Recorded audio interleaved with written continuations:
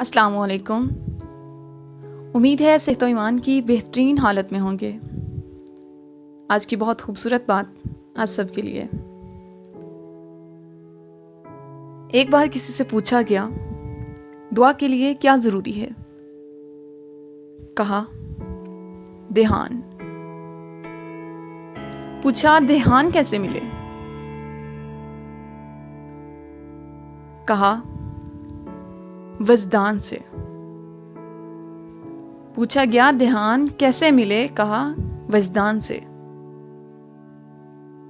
पूछा, वजदान क्या है?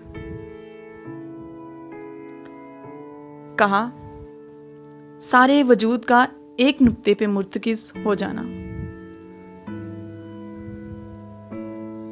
पूछा, कोई मिसाल? कहा, किसी माँ से उसका बच्चा ओझल कर दो। इसे बच्चे की गुमशुदगी की इत्तला देकर उसे इतना कह दो कि बस अब दुआ करो। फिर देखो कि माँ का सारा वजूद कैसे दुआ में ढल जाता है।